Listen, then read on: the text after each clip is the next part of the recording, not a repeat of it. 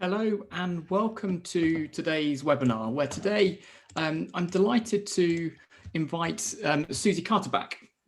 Hey Suzi, how you doing? Yeah, good, Paul. Yeah, how are you? Very good. I'm very well, thank you. Very well. So of course, today is the second part of the kind of commercial conversions webinar that we ran last week. We ran one looking at those kind of commercial to commercial, a little bit on commercial to residential, but today we thought we'd focus very much on commercial to residential. We kind of felt we had too much to do last week, so we thought we'd learn our lesson and try, rather than cram a 2-hour webinar into an hour, we thought we'd do it properly. So here we are for the second part of that. So welcome, Suzi. So for those of you that don't know Suzi's got a bit of a glowing career in terms of working for some rather large PLCs and some of the biggest agency firms across the country. And she then, having finished that, she moved into investment and development herself, and she has a training company too. So welcome, Suzi. Suzi, I suppose just kind of to get to know you, I suppose perhaps if I could ask you sort of why move, because you were kind of ex-CBRE, weren't you, a B&Q and land security and stuff. Kind of why move from I suppose doing those kind of roles into I suppose development investment yourself and then into training after that? What was that kind of move all about? Yeah, really good question. So I suppose it was twofold. I think the first one was that I'd always wanted to set up on my own and hadn't had the balls to do it, frankly, but finally did. And then second, I suppose I kind of got quite disillusioned with the corporate world. The quality of the work was amazing, but you are kind of playing in a game of politics and etc. So yeah, I mean, I genuinely haven't looked back since I gave up the corporate world, which is all good. Yeah, amazing, brilliant.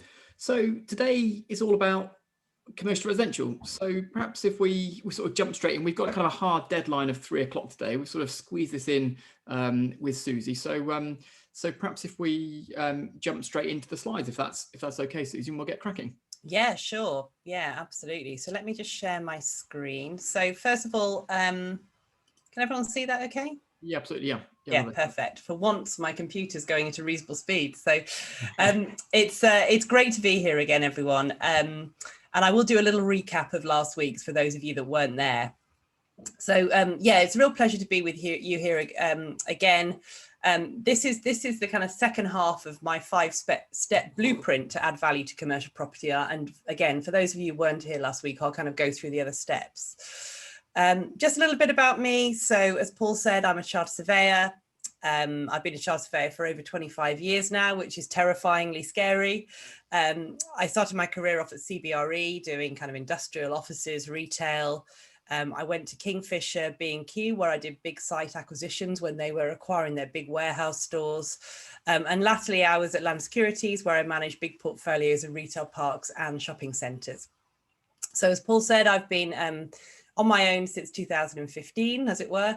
I have my own investing and development company. I also have a number of JV partnerships as well.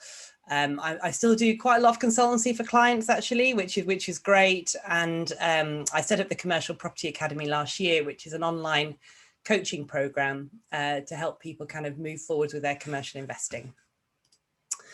So without further ado, let's kind of recap what we talked about last week and then talk about the new content, because today I really want to concentrate on the commercial to residential and kind of doing physical works to commercial property. And the beauty of commercial property is that you don't have to do that. You don't, unlike the residential world, you don't have to put a spade in the ground necessarily to create that value from commercial property. However, you may want to add value and kind of, I'll talk about that shortly.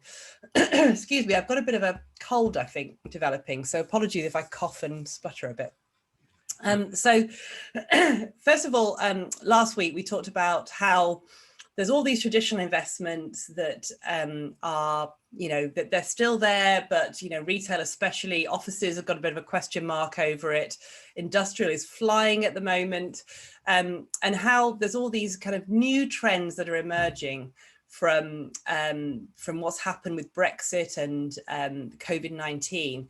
So how really niching your strategies is a really smart way to react to kind of a very unique set of market conditions that are happening at the moment. And you can niche that either kind of by the sector you invest in, geographically, and kind of, drill down into even like a high street or a small row of shops or one industrial estate or whatever it might be, but really being very laser focused with your investing. We then talked about valuation and how through kind of adding value to property, you want to influence the rent and the yield. And we talked a little bit about sourcing commercial property, which obviously Nimbus can really help with, especially on the direct to vendor stuff. And then we talked about the first few ways you can add value to commercial property. So in terms of the blueprint, obviously we're looking at commercial to commercial. That means letting a commercial property to a commercial tenant.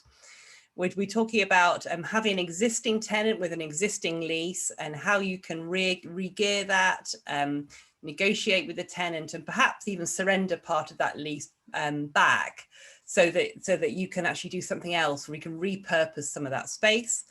And we also talked about adding additional income, because the more income, every pound of income that you add to commercial property increases its capital value, because it's valued as investment value. So adding income is really important. You can do that by various means. So that's what we talked about last week. So what we're going to talk about this week is number 4, commercial to residential, a strategy that's very hot, especially after the announcement last week by Robert Jenrick of New Class MA, which I'll talk about in a minute.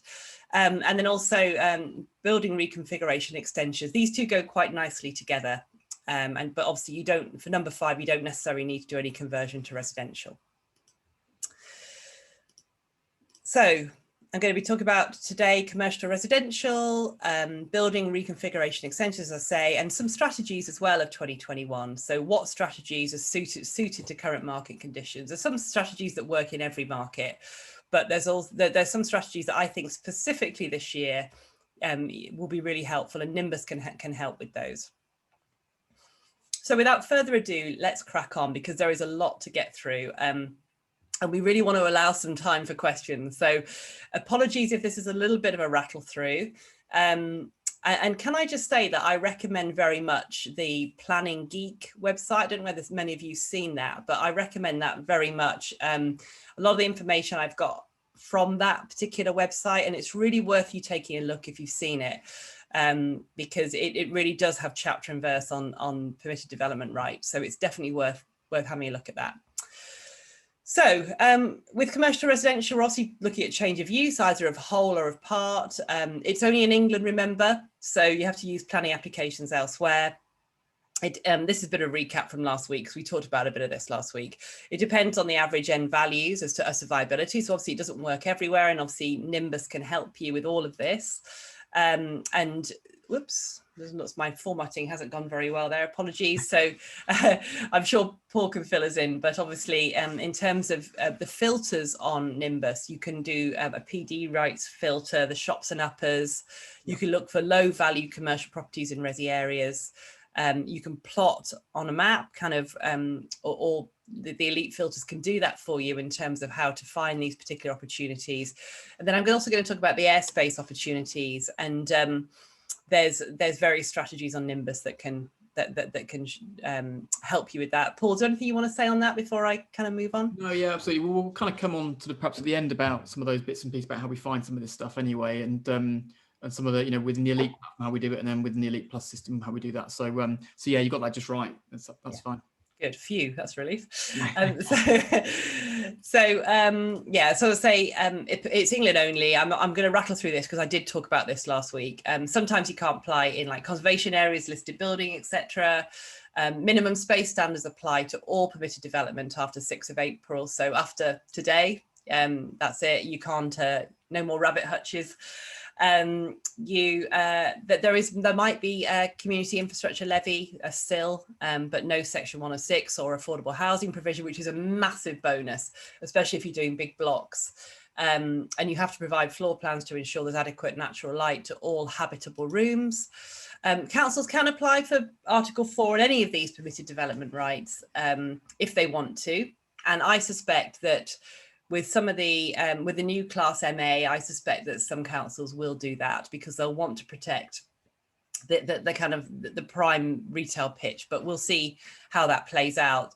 But if this is where speed to market comes in, a new permitted development right comes in, if you can get out and acquire properties before councils have caught up with their Article 4 or whatever, you know, some great opportunities can present themselves.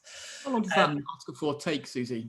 Kind of roughly, my understanding is kind of 12 to 18 months, that sort of thing. There's kind of a whole consultation process to go through, and with these new kind of PD rights, then they're not getting anything protected for at least 12, 18 months. That's at least, yeah, at least I would say. So yeah, you do have a window opportunity, but they will catch up. And they will definitely apply these Article 4. There are some provisions which I'll talk about later, which kind of do protect high streets, but we'll come on to that. The prior approvals are usually required for most permitted development, not all actually. Usual time is 56 days, and once granted, usually, again, they're all slightly different. You have 3 years from the date of the prior approval to carry out the works. Just a reminder that the new Class E that's come in, and this is courtesy of Lichfields. This is a really good schedule if you want to print it out or look at it. But the new Class E, which is in taupe, is basically an amalgamation of town centre uses. And what's significant about this is you don't need planning now to convert uses from one to another. And really the name of the game in town centres is to find higher value uses. So there are there is a right now, a permitted development right to go between these use classes, which is good. Although pubs and takeaways have moved to sui generis because the government obviously sees those as both kind of antisocial uses that they don't want to spring up everywhere, but also the fact that they want to protect pubs, etc. as well. So let's take a canter through some of these permitted development rights, and I'll kind of give you some commentary as I go. So I've got a little schedule where I've done a lot of research. I've kind of brought all of these kind of PD rights together. So the first one we're talking about is shops, takeaways, banks, estate agents, betting offices, payday loan shops and laundrettes. I love the fact that betting offices, payday loan and laundrettes are always kind of specifically mentioned in all these PD rights, and you'll see that theme kind of repeats itself. And basically what you can do is you can convert up to 150 square meters of ground floor space in all these uses to residential, and that's under Class M. Now this means that basically you more often than not have to retain some retail or some space, but you can chop a bit off the back or you can chop a bit off the front, and you need to basically demonstrate there's a viable shop, i.e. that it can be let. And, you know, I would recommend you do that anyway, because you don't want to be left with a unit that's unlettable. But this can be a really nice way to create some residential space. Now, in bold, right at the bottom, that only lasts until the 31st of July, 2021. And the new Class MA, which has just been announced, will replace that. So there's a window opportunity to do this, and I'll kind of so just remember this, because there's some permutations around this one that I'll talk about in a minute. But this is the new hot off the press Class MA. So again, we're talking about, what's interesting is all of Class E. So it's not just retail to residential. It is shops, financial professional services, restaurants, cafes, offices, light industrial, medical health services, creche, day nurseries, indoor and outdoor sports. Basically everything within that Class E that I've just shown you can be converted under the new Class MA to residential. And this was just announced last week. So we're all still getting our heads around it a bit. But from what I can see so far, there's a maximum floor area of 1,500 square meters. And at the moment, under Class M, the class I just showed you, you can only convert 150 square meters. So that's a substantial increase in terms of the maximum floor space that can be converted. And that's quite good as well, isn't it? Just kind of trying to convert that into unit numbers and this sort of stuff. You know, 1,500 square meters is just over 15,000 square feet, and so like 17,000 feet. So you're probably going to get, what, 32 bed flats in that, something like that. So it's quite a big old block of a building to squeeze that stuff into. So it's kind of got an interesting sort of level now, isn't it? Yeah, absolutely. It's massive. Yeah, I mean, this is big. We've all been waiting with bated breath for this one. So this is big. just a point here, you can't, it has to be for residential use. You can't convert it to an HMO. So that's definitely worth knowing. And the building has to be vacant for a period of 3 months prior to the application, the prior approval. So you're going to have to prove that. Now, I personally think that 3 months is nothing. You know, that does not demonstrate that a retail building is unlettable. Far from it. You know, some units take 6 to 12 to 18 months to let. So that's really interesting how low that period is. It must have been in a Class E use for at least 2 years. So you can't have just converted it to Class E and then you know, do it. There's all the usuals, like it can't be an area of outstanding natural beauty. It can't be in listed buildings, military explosive area. I'm not quite sure why you'd be doing it there, but there we go.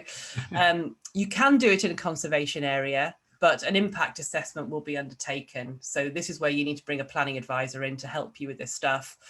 The prior approval application will be assessed against transport and highways.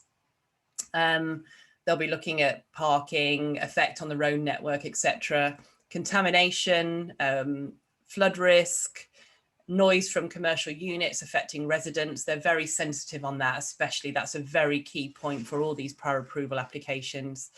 Natural light to all habitable rooms, and if the conversion might affect business or a similar area. That's the one that I think a lot of councils will be relying on. You know, if you're converting a retail unit slap bang in the prime pitch of retail, I think councils could hide behind that one and say that, you know, it's affecting the retail pitch and therefore it's going to affect all the other retail around it. So you need to come up with a robust argument as to why that's not the case. If it's a registered nursery or health centre, then you'll need to do an impact assessment to see whether really there's a viability, you know, there's a viability argument on that one. And you'll have 3 years from the date of prior approval to carry out the works. So this is going to replace the Class M that I said before. It is significant. As I say, I think we're all still getting our head around this, but this really could be a game changer. And, you know, I do think that that, as Paul said, there's 12 months to 2 years to really go at this before Article 4s start coming in prime pitches, etc. So a really interesting one.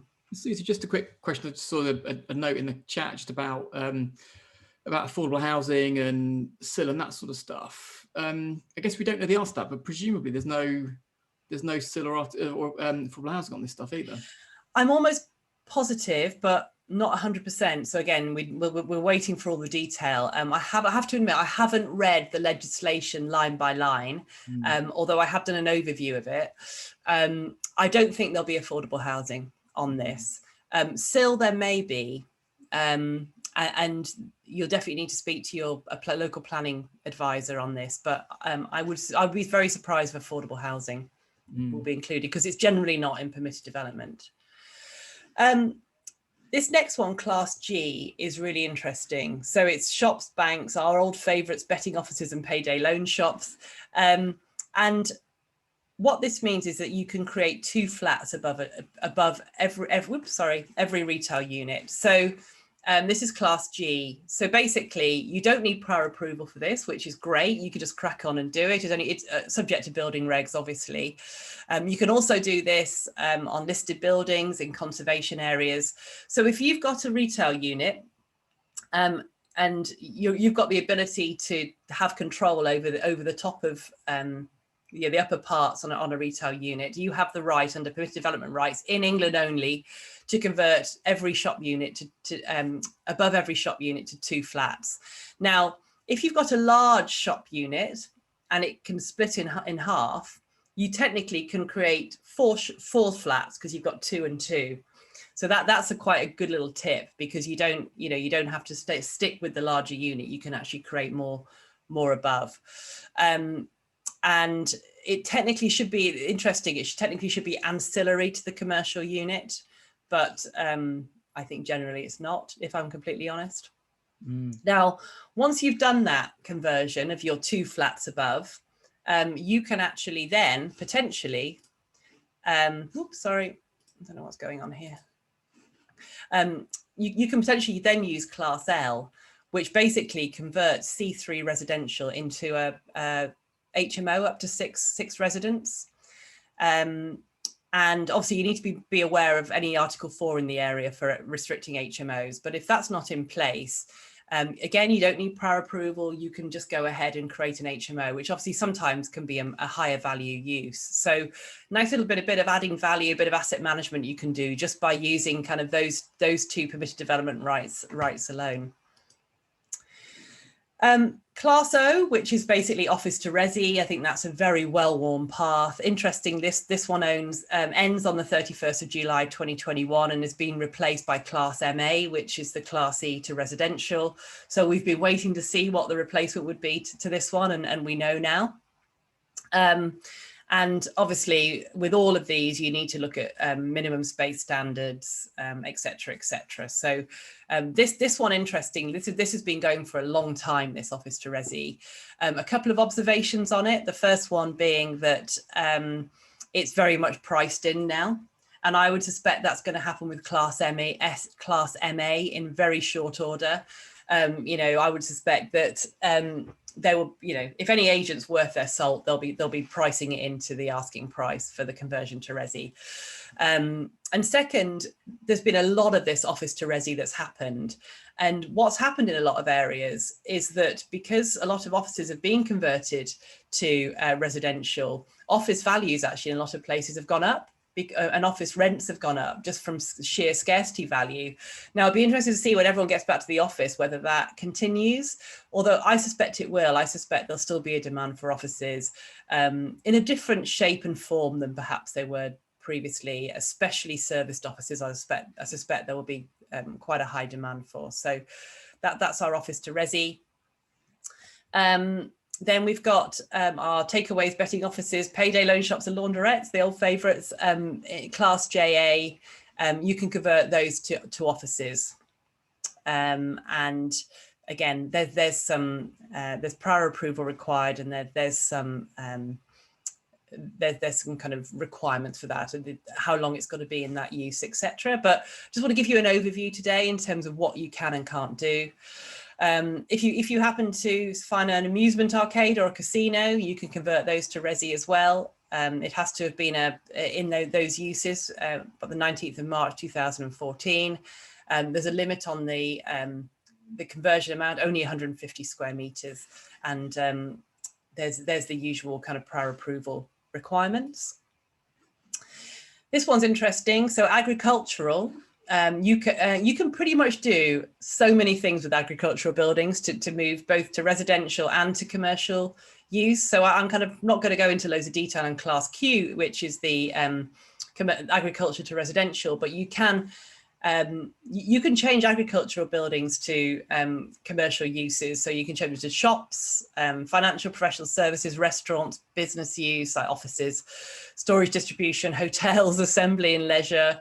There are conditions on that. So obviously you need to make sure that you look into that. And obviously you can't do on listed buildings, etc. But you know, a bit of a top tip on this one is that if you're considering this, you will almost always need to convert an agricultural building and do elevational changes, maybe even extensions.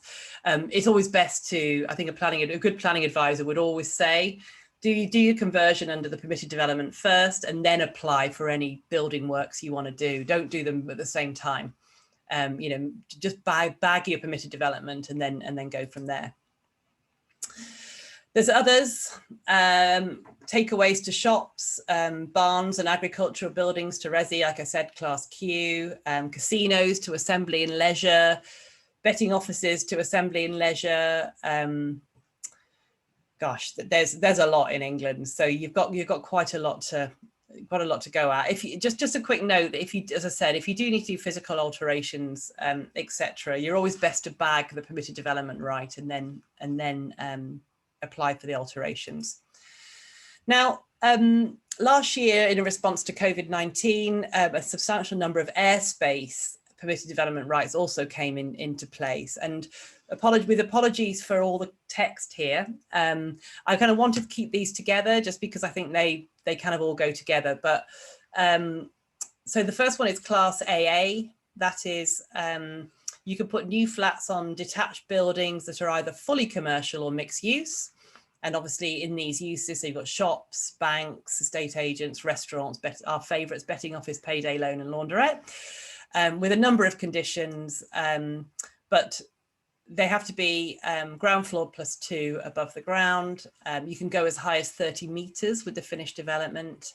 There's requirements on when the building must have been constructed, and there's no HMOs on that. But again, you know, it's a really interesting one. Now I'm going to go on to at the end of this, but these airspace developments, there's a lot of prior approval matters, you know, a substantial amount of prior approval matters. So are they almost akin to a full planning application? Well, the supporting statements definitely are almost the same as you'd have to do in a full planning application. So I would say that these definitely aren't for the faint-hearted, and you absolutely do need to be getting a structural engineer to make sure that you can build on top of buildings. You need to be getting a great planning consultant who kind of knows about this and specialises in it. So I'll go on to that in a minute. You can do the airspace development on terraced or semi-detached buildings. So these were detached under Class AA, under Class AB, they're terraced or semi-detached. And that's on commercial buildings with flats above. You can go up to 2 stories, up to 8 to 18 metres. Again, there's requirements on when it has to be constructed. It can't have been previously extended upwards, and it's only residential, no HMOs on that. And then thirdly, airspace development on terrace or semi-detached houses. I appreciate that's not that's not necessarily residential, that's Class AC, commercial, Class AC. But if there's a shop, cafe, restaurant, office, betting office, blah, blah, blah, in the row of terrace houses, you can also look at using Class AC. What that means is if you've got a terraced, if you've got terrace houses or semi-detached houses, and there happens to be a betting office or a restaurant or whatever in one of them, that doesn't preclude you from using this particular airspace permitted development right. Then we've got Class, what's this one? Have I just done that? I don't think so. No. Class AA, offices.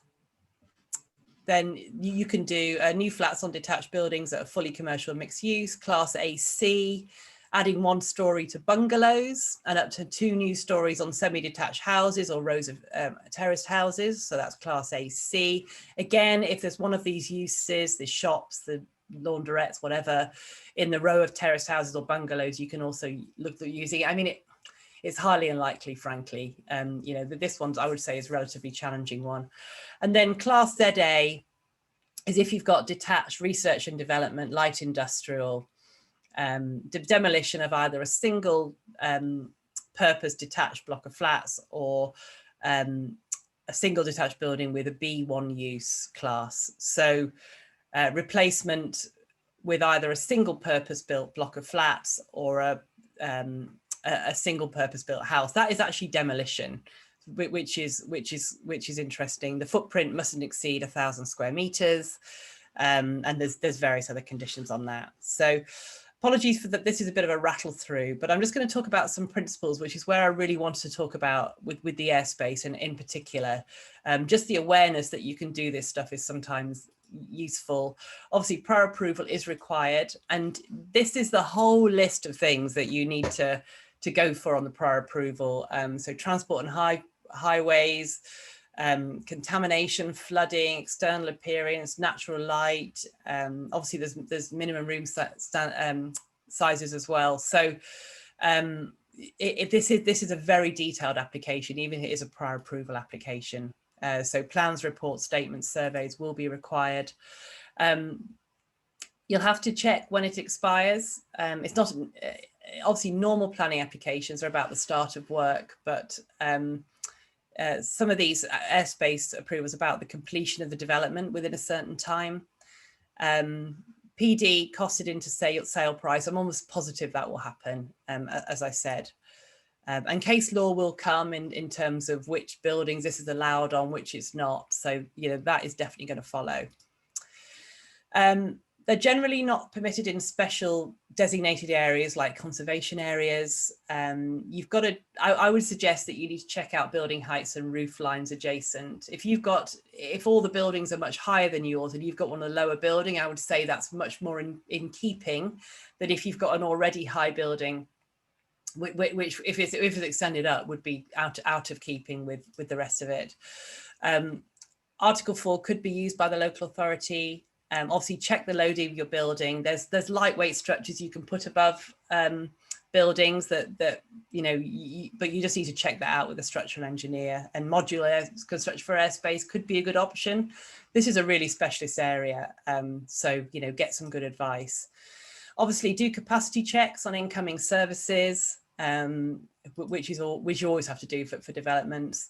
If you need to do any other works outside the permitted development rights, then you may need to apply for planning permission, and any more external works, access works, whatever it might be, you will need to go for applications there. Obviously, minimum space standards apply. SIL may be applicable. This is where you need a good planning advisor to advise you on that. More like full development, I've already said. An employer planning advisor who knows the prior approval process well, and already I think there's people starting to specialize in this particular area of PD rights. Just some practical considerations. If you've got tenants in situ, check their lease. Is it for repairing and insuring? So for repairing and insuring lease in commercial is where the tenant gets the whole building, the roof and everything. So, are you able to actually even do anything with it? Will you need to negotiate with the tenant to hand certain bits of the property back to you?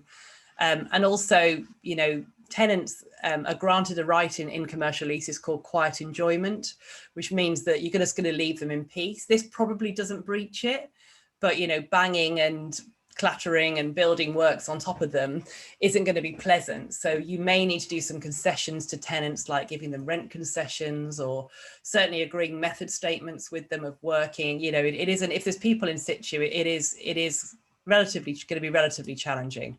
One of the things that I've talked about historically is about that kind of the PD rights of airspace above blocks of flats, and kind of the principle that you kind of think on a lease it's FRI and they've got a whole building and this sort of stuff. But of course, with a block of flats, you've granted rights to the inside of the block, inside of the flat, and you've granted kind of rights across communal parts to go up the stairs and this sort of stuff. But you haven't granted control of the fabric of the building to them, and so you haven't given that kind of overriding lease away.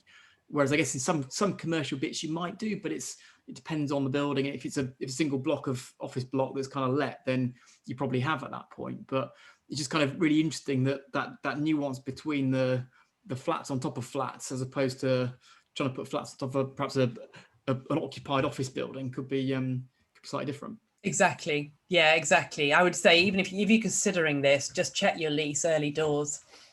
Get your solicitor to read it for you and just advise you on what you can and can't do as part of that, for sure.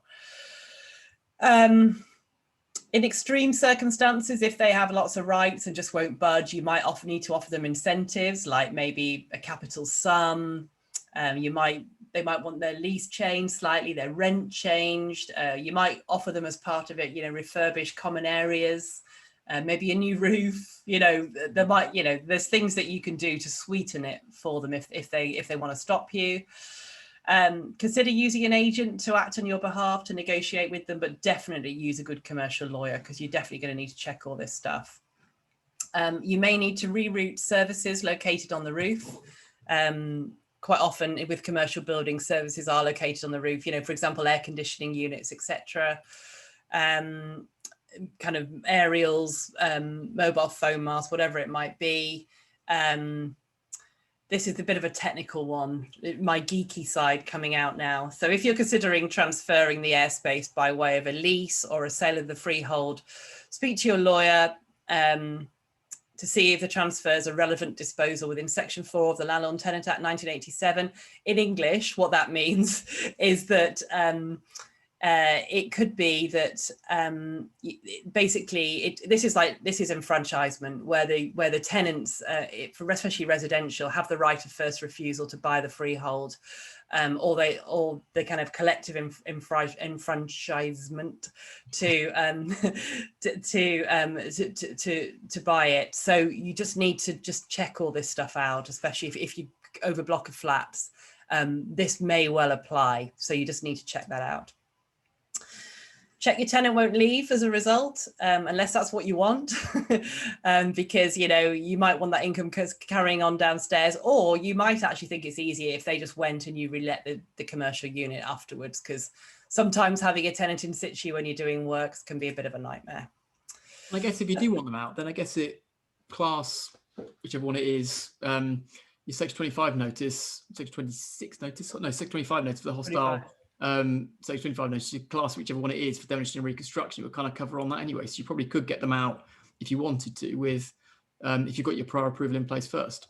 Oh yeah, but only at the end of the lease you can do that. So you can't. Yeah, you can't do it in the middle of a lease. So yeah, but what Paul's referring to is at the end of a lease, a landlord can serve a notice on the tenant to leave, and can state certain conditions, and one of them is redevelopment. But you have to prove that, and you can only do it at the end of the lease. If they're halfway through their lease, you're going to need to negotiate with them. Otherwise, they've got a right to stay. So kind of linking in with commercial to resi is kind of, but more on the kind of commercial to commercial side, is kind of changing or reconfiguring the property. So the beauty of commercial property, let's just forget the commercial to resi for a second, that is a whole scale change, an increase in or a change of use. But if you're kind of keen to keep the property as commercial, you don't have to change or reconfigure the property to add value like you do with residential, because it's all about getting a tenant in on a lease. But you may want to, for various reasons, to increase the attractiveness of the asset to either the whole market. It might be just be more lettable. It might be that tenant demand will increase by the works that you're doing, or it might be that you may want to make it more attractive to one tenant. A tenant might say, I'll take it, but I would need this certain specification, or I'd need these walls knocked out or whatever. And you might just want to do it in response to that. You may get more rent as a result of doing some physical changes to the property, or it may be just that you let your property quicker than the competition. And obviously that's equally as important when you're letting properties. If it is more attractive, then ultimately you're going to increase your value, because you'll have more competitive tension, potentially a higher rent, better lease terms, whatever it might be. But before you do anything, you need to just assess what's needed in the market. I wouldn't recommend you just go out and do changes without being very strategic about it. Speak to a good commercial agent who know what tenants in the market are looking for, test the market, just make sure that you understand what's required. And obviously, if you get a higher rent, you'll get a higher value for it. You can use permitted development, but you don't have to. So, I don't know where that's arrived from. So if you've got retail and restaurants, so things you can do. I can just take you through. Sorry about my thing jumping around. There's various. Every type of property in commercial is different, and therefore there's different requirements. So you could change or improve the frontage to depth. Retailers are very, we talk about retail now and restaurants, retailers are very sensitive on how wide and deep the unit is. That's called the frontage to depth ratio. And if you're going to be letting them a really long, thin unit or a really wide, thin unit, they really can't operate from it very well. So, if you can actually improve that, then you're going to be opening that unit up to a wider range of people. If you want to do any kind of commercial to resi or conversion to other uses, you could speak to a tenant and say, would you hand back some of the upper floors to me? They may want to do that because it reduces their lease liability, especially if they're not using it. And then you could convert to other uses, or you could use airspace to add some upper floors in. We've talked about that. You could improve the servicing. So, all shops and restaurants and ground floor uses, takeaways, etc., they have to service their unit, have deliveries, etc. You know, if they have to do that from the front at the moment, could you create some access at the back, which makes it easier for them? You could just simply refurbish it so it's more attractive to the market. You could put a new shop front in. You know, you've seen a lot of these retail units which are quite shabby shop units, and really old shop fronts. If you put a new modern glazed shop front in, you know, again, that might be worth doing. You might be able to improve the access to it, bring more parking in for customers and for staff. If it's a restaurant, you know, they need extraction to get rid of the nasty smells.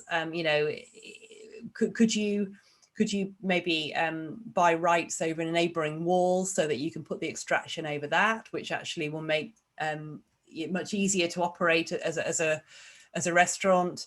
You could buy the unit next door, knock it together, extend at the back, make it just more attractive to the market.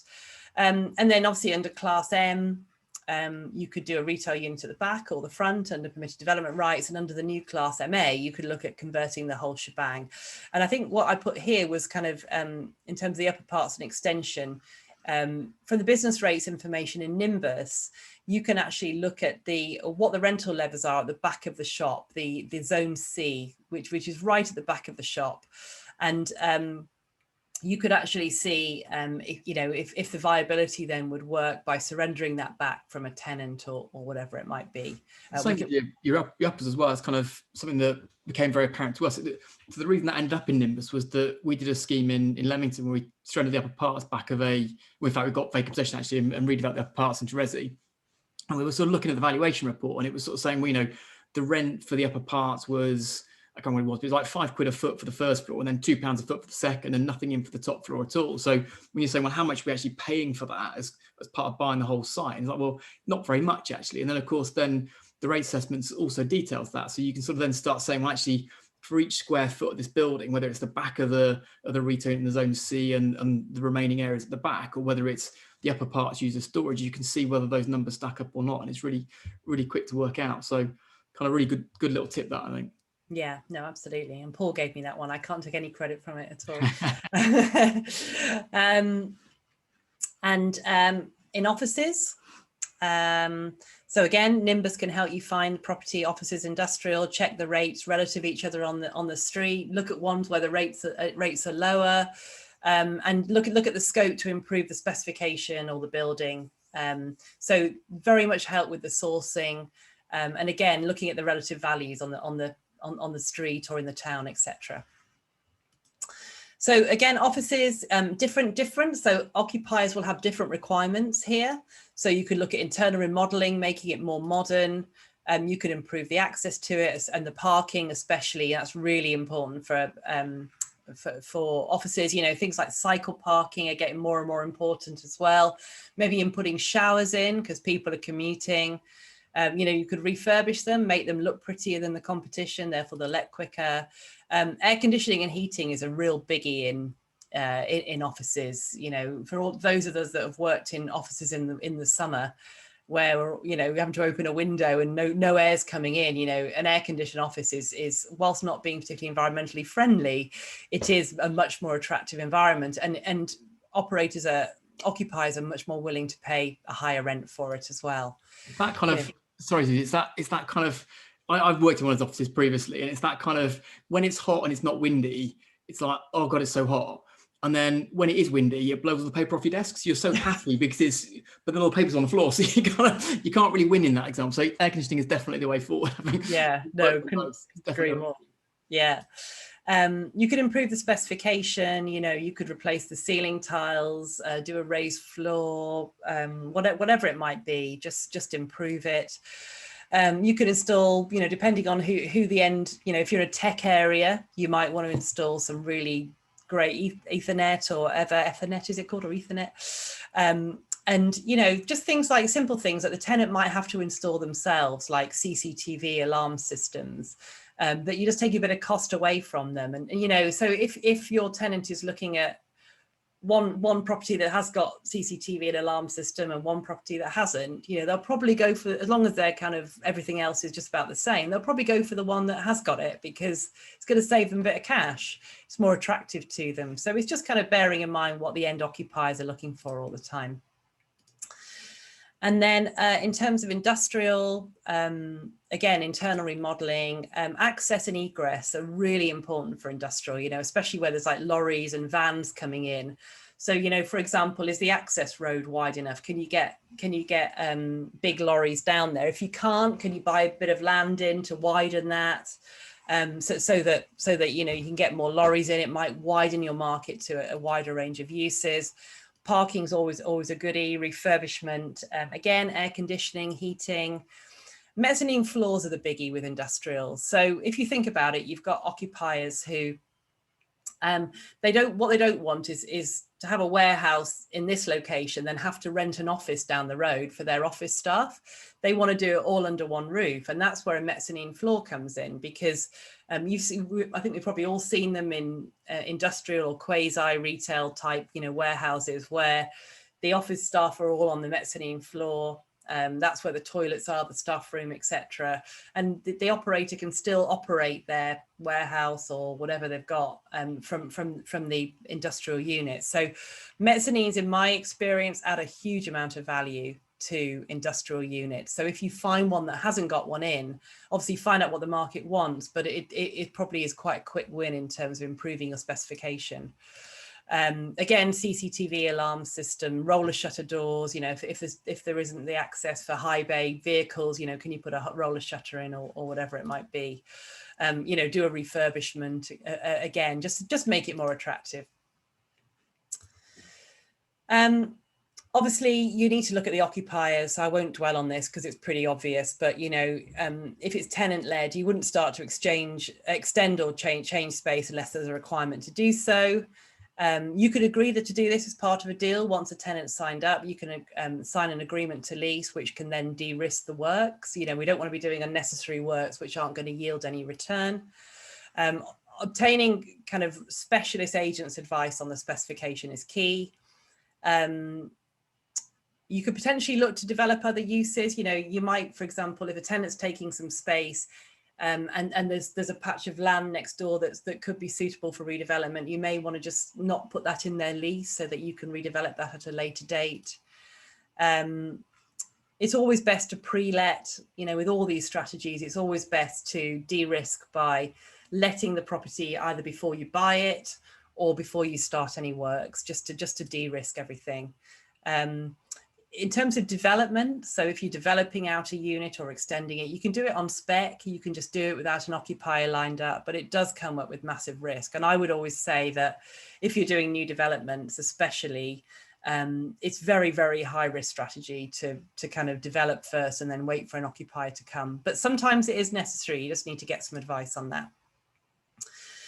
If you're doing development, try to get agreements in place at least for like a 50% or 50% plus, so that, you know, you can have basically you're making a profit before you start developing. So that's changing and altering units. I just wanted to, and I'm kind of conscious of time, and I want to make sure that everyone has a chance to ask questions. I'm going to rattle through this, and I'm very happy to answer questions on it. But just some strategies that I think are particularly suitable to the market conditions in 2021. So sale and leaseback's the first one. Sale and leaseback is where you have a business occupying own the freehold of the property they operate from.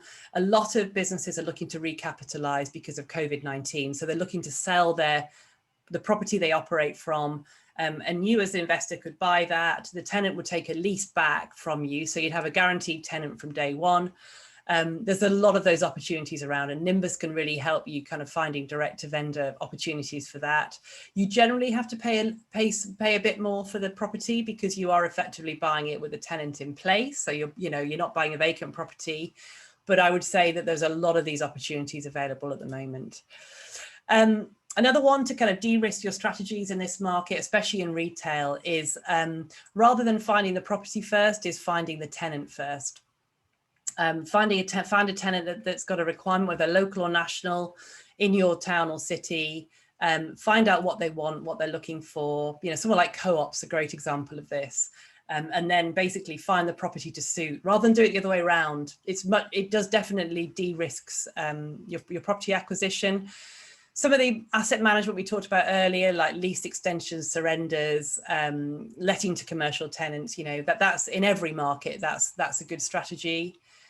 Development and permitted development, we've talked about, you know, all these PD rights in England, you know, the door is open to kind of pursue those as strategies. And then, you know, investors are getting nothing in the bank, you know, interest rates are very low. So using SaaS investors and investors to grow your property portfolio is a good strategy. I'm not seeing much evidence of distressed purchases, I have to say. I'm very surprised. I thought that we would be now, but of course the government is propping up a lot of business at the moment. I suspect towards the back end of the year, we will be seeing some more distressed sales. So let's see what happens on that. Nimbus can help with each of these in terms of sale and lease back. You can do a company search, not search. I've never heard of that word. And you can look at the SIC code, the business of the freeholder, and then you can work out whether they're a property business or whether they're actually an operating business who own a property. And then you can do some direct to vendor sale and lease backs. And then in terms of distressed purchases, you can look for void vacant buildings. And in Nimbus, you can search businesses and administration with the company search, and you can look at what leases there are in place and approach the freeholders that way. So Nimbus can definitely help with some of these strategies. So we've talked about commercial to commercial, we've talked about re-gear and lease negotiation, we've talked about additional income, obviously they were last week. Today we've gone into a bit more detail on commercial to resi, building reconfiguration and extensions, and obviously some strategies that you can use in 2021.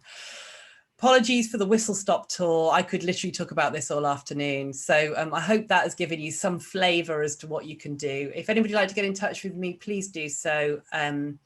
I'd be delighted to answer any questions. Hold on a second for anyone who's going to get in touch with Suzi, and we'll put her details into the chat in a moment as well. So amazing. Thank you for that, Suzi. What I was going to do quickly now is just have a quick recap for our Elite customers, our Elite Plus, because anybody kind of think about Elite, again, it's kind of practice for you as well. So really kind of what we've talked about today has been of the 8 ways to find land with Elite. We've talked really about the PD rights element of it. So looking at how do we find offices, and then we've sort of talked about the looking at the rate assessment to understand kind of conversions and seeing whether those things stack up. So in the Elite platform, that's really kind of where we'd be going for that. One of the thoughts that was going through my head actually in the planning search, we're looking for the right design team that perhaps are familiar with Class ZA or Class G or whatever it might be we're looking to do. Then of course, if we run a search for those particular words, so Class ZA, for example, we'll find all the planning applications across a group of councils. You can put as many councils as you like into that planning export. So we could then find out which applications have gone in, who submitted them, which design team do they use as part of that. So we've then got a confidence that our architects and our planner really kind of understands those particular types of application we're asking to submit for us. And also that kind of that company search that Suzi's been talking about, where the tenant's struggling, whether that's announcement in the press or something that one of the banks is closing some stores, or kind of John Lewis or whatever it might be, we can go and plot that portfolio on the map and see which buildings they're talking about, see where they're the tenants, then go and approach the freeholder of those properties to say, well, actually, saw your tenant's got problems, thinking about doing something different with your building. Would you be interested in having a discussion with us, knowing full well they're a little bit nervous about what's going on, given that tenants struggling at the moment. Some of the things that Suzi then talked about were the Elite Plus strategies. So we have the Class ZA strategy, which is number 1, which is the kind of the commercial buildings, those Class B1, so research and development buildings, office buildings, and the industrial buildings that are less than 1,000 square meters, so just over 10,000 feet. We knock them down and rebuild them as flats with 2 stories on top. So that was the first one she talked about. The second one was the airspace above flats. It's one I'm particularly passionate about, actually, because I think it's kind of an interesting marketplace that the market doesn't quite understand, actually. And yet that kind of FRI issue that Suzi was talking about doesn't apply to the stuff that we've picked out. So kind of really interesting one, that I think. And then of course the airspace above houses, where can we find a bungalow and put another story on top, or a 2-story house and put another story on top of that, where it sits next to a 3-story house next door. So those are the sort of the first 3 there. So she also talked about Class G, which is the 2 flats above retail units. We've got a whole strategy that aims at exactly that. Actually, it's kind of a very accurate way of finding those particular opportunities. And then kind of more into the sort of the new MA, Class MA, where we've got kind of commercial buildings in low value areas where we can convert from that office use or whichever kind of use that is into a higher value residential use.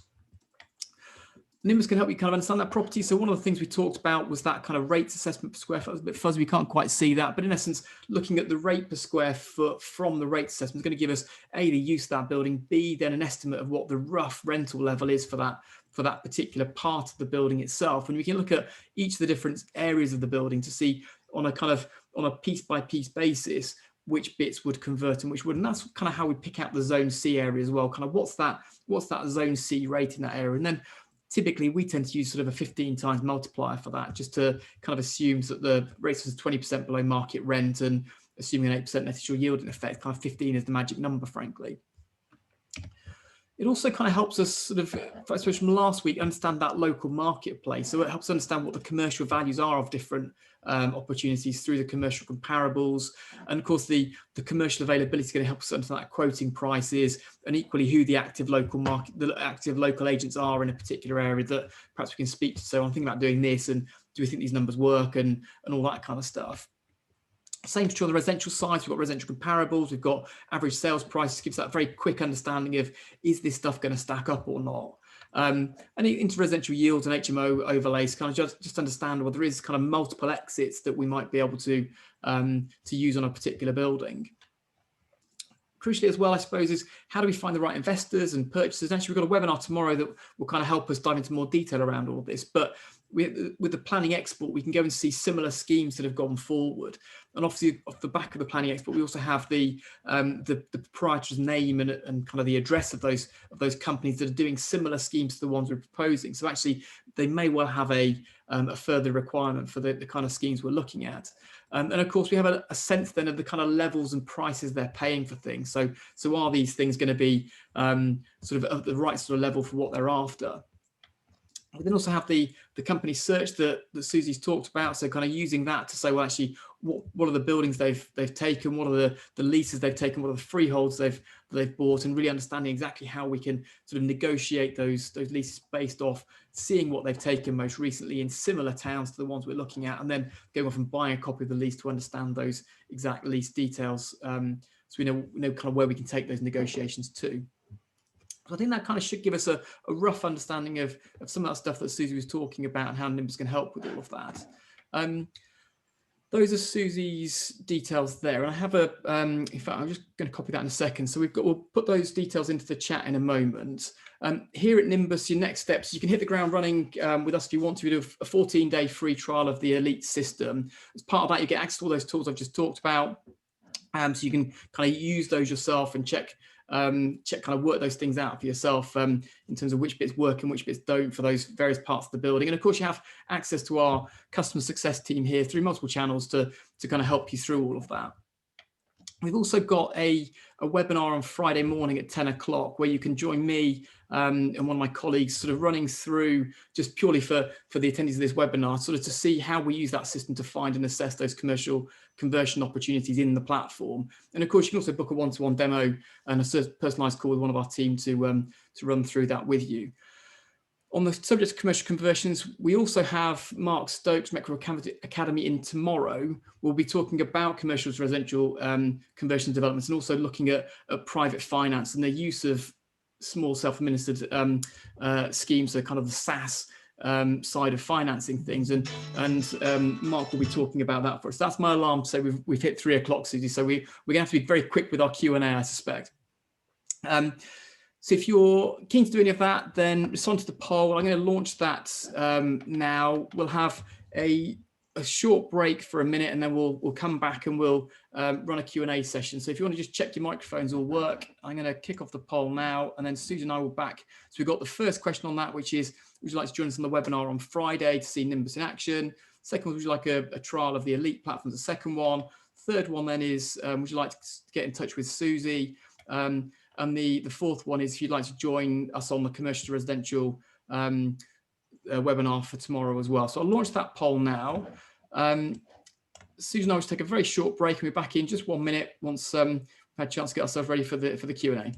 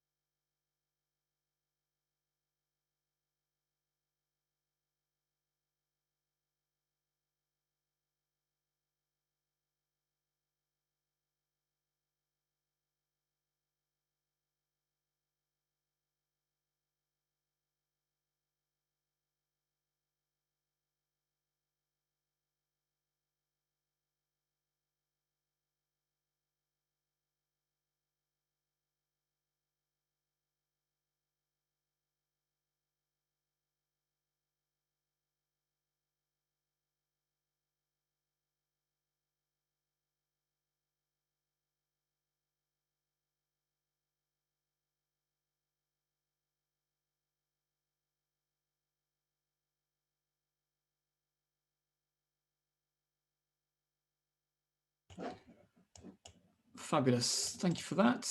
Right. So in terms of the Q&A, if you'd like to open up your control panels at the bottom of your screen, I think it's the bottom of your screen. And if you could just look at the raise hand feature, if you've got a particular question you'd like to ask either myself or Suzi, if you just pop your hand up, then we will we'll bring you up onto the front here, and we'll answer those questions for you now. Hopefully, assuming we know the answer, we should do. Hopefully most of these answers. So so Stal has just popped a hand up. Hi Stal, can you hear us?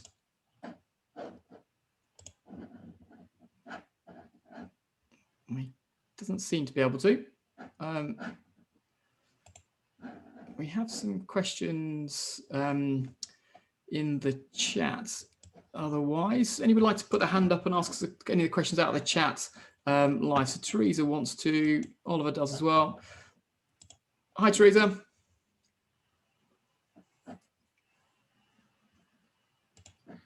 Hi, Teresa.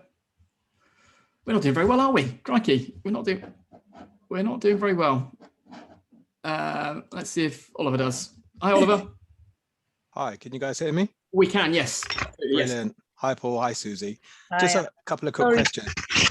Earlier, you said... Can you hear me? Sorry, Teresa. Yes, we'll come back to you in a moment. That's okay. Sorry, Oliver. Crack on. Yeah, earlier you said about Class MA must have been in Class E use for 2 years. Does that basically mean anything that's now in Class E, as opposed to we have to wait 2 years before we can use MA because Class E's just come in? Yeah, so if it's in use class, if it's in use class E now and has been for the last 2 years, so if it was an office from 2.5 years ago, it was built 2.5 years ago, then it would apply to that.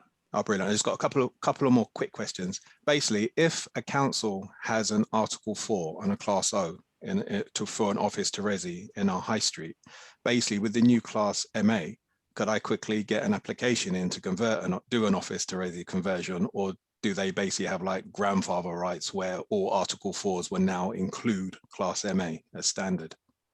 Hi, Oliver. I'm pretty sure that's right. I'm pretty sure that Article 4 will now cover the new MA, but you'll just need to check with the planning advisor on that. I thought the opposite, Suzi, actually. Oh, did you? Oh, yeah, right. You see, this is why it's new. And... Yeah, no, I think it's ask your planner, I think, because my understanding of it actually was not that, Suzi. It was actually that the Article 4 itself is specific to the use class itself. So you exclude Class O against this particular building. And of course, it doesn't then refer to Class ZA because ZA was never a thing and MA wasn't a thing. So my understanding was that there wasn't that kind of, that right. But I think it's probably answered. I think given neither of us are quite sure, I was sure until Suzi said that wasn't the case. So yeah, and I was sure till Paul said, because obviously an office is in Class E and this is Class E to Resi. So I thought that, and I've seen a few comments on websites that it is the case. However, yeah, just check because we're obviously not sure. Okay, and one last quick question. Basically, if I find a shop and it's got uppers that are unused, and I want to discuss a part surrender of the lease. Do I speak to the tenant, and then once I've agreed something, then go and get freeholder's permission? Or would I go and speak to the freeholder and ask the freeholder to speak to the tenant on my behalf to part surrender the lease, so I could convert the uppers to resi? So you don't own the property? No. So if I found a property and I could see that it was a shop, and I could see that it was 2 floors above, completely unused, and I wanted to convert those to resi, obviously the tenant is leasing from the freeholder. So would I agree the deal with the tenant and then have to go to the freeholder to get permission, or would I speak to the freeholder? So I think kind of a couple of things. I think probably I would always usually do that on a property that I owned, rather than because you're doing quite a lot of work. So I would probably try and own the property before I did it. But if you didn't, I would always speak to the freeholder first, because yes. So basically, like if a lease had 1 more year to run, for example, so I wanted to try and get in there when that lease expired, but I didn't want to wait a year. So it was kind of like, do you want to just give up that lease early?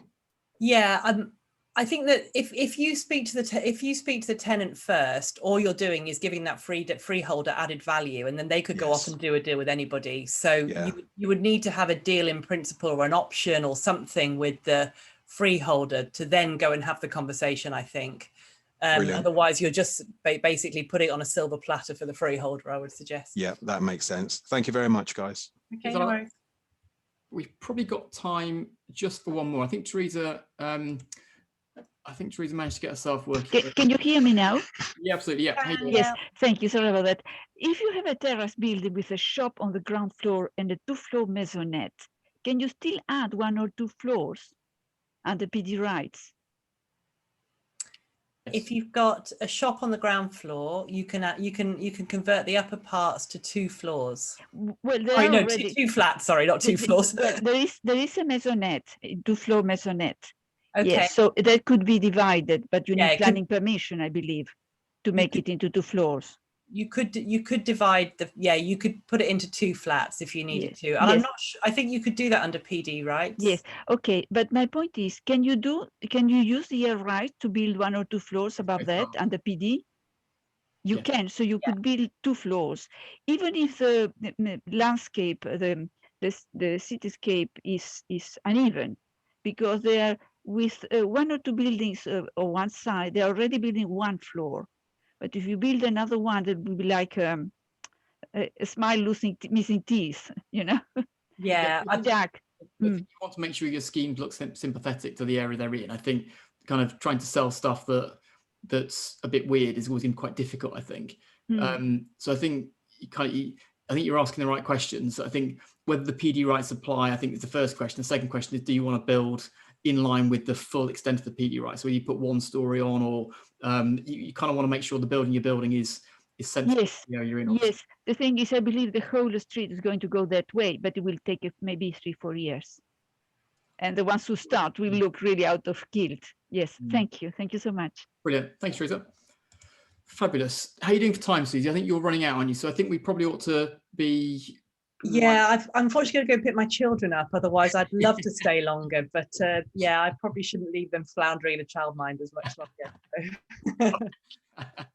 Fabulous. Well, I suppose the final thing really from me is just to say, firstly, thank you, Suzi, for your time today. Another great talk. Thank you so much indeed for coming. Thank you for taking us through all of that. Pleasure. Thanks for having me, everyone. Fabulous. And finally, just a thank you from me to you all for watching today. I've had a great time. I've been Paul Davis. We've been Nimbus Maps. We'll look forward to seeing you again soon. All the best.